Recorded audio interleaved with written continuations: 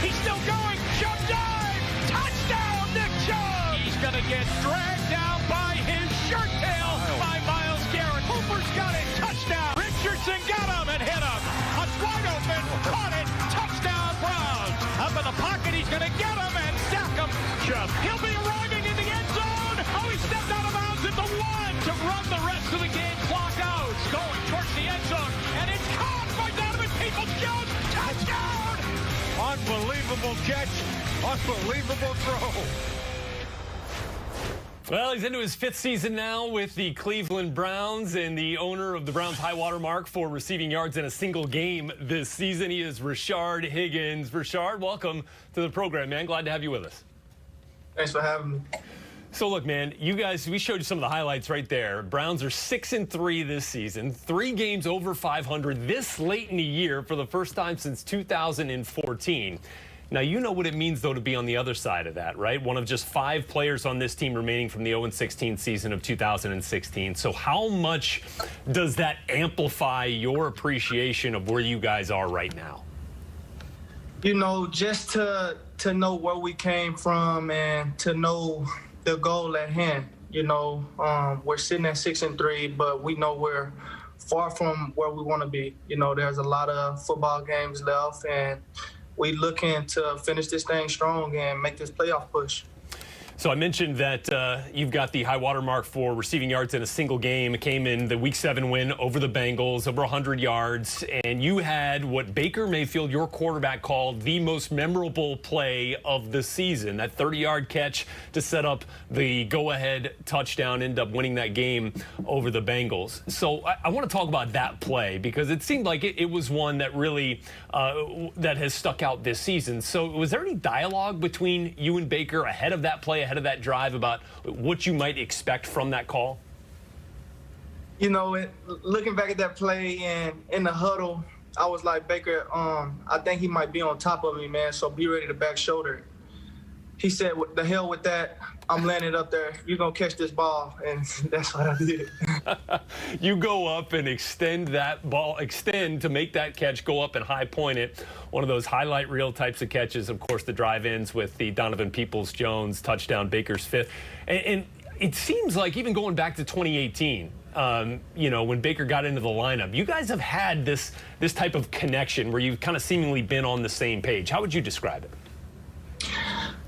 I think it goes back to us being hungry. You know, when Baker first came in, we was both working together. And with me being around him and just knowing him, having a feel for everything that he likes, what he don't like, you know, that goes a long way. You know, quarterback, receiver type of connection, man, it's undeniable sometimes. And when we're on the field, it looks special. Well, the pass game has certainly had its moments this season, but the last couple of games, you guys have had to kind of rely on the run game. And I know that's what you want to do as an offense with Kevin Stefanski's emphasis for this system. But the last couple of weeks with the weather, it seems like it's kind of dictated the run game approach. So much so that Nick Chubb, who returned to the lineup last week for the first time in a few weeks after the injury, had an opportunity for that long touchdown run at the end of the game that would have likely sealed it anyway, even if he had scored. But he wanted to play it safe, right? Get out of bounds and let you guys, for sure, get the victory by running out the clock. If you were in the same position, would you have done the same thing or would you have scored? I'm walking the red carpet. I'm scoring a touchdown, man. I can't even tell you. We scoring on that, but you know that goes to tell you what kind of guy Nick Chubb is. You know, he knows the down and distance. He knows what we got to do to win, and he don't got to do it. He don't got to score. You know, he just walked out on the 1, and that just goes to show you what kind of guy he is. Yeah, emblematic of how this team has approached this season. It seems you got a game coming up here against Philly.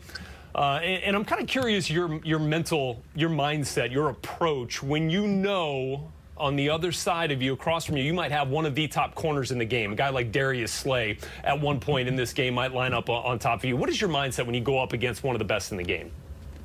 You know, looking at film and looking at a guy like that, you try to study somebody's tendencies. It's hard to try to pick someone out like that just because, you know, he's savvy. He knows what he's doing. He's been around the game a long time. So, you know, I feel like as if he's going to get me, but I'm going to get him. You know, when I line up against him, you know, it's good on good. So, I mean, I fear nobody at the end of the day, and I got to bring my A game. He got to bring his. Love the approach. Would love to see that matchup unfold this week. So, look, you got 5 teams right now currently sitting at 6-3 in the AFC.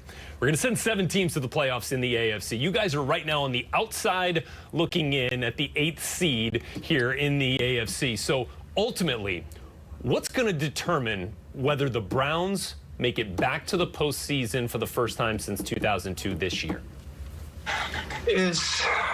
We got to finish strong. You know, like I told you in the beginning of the interview,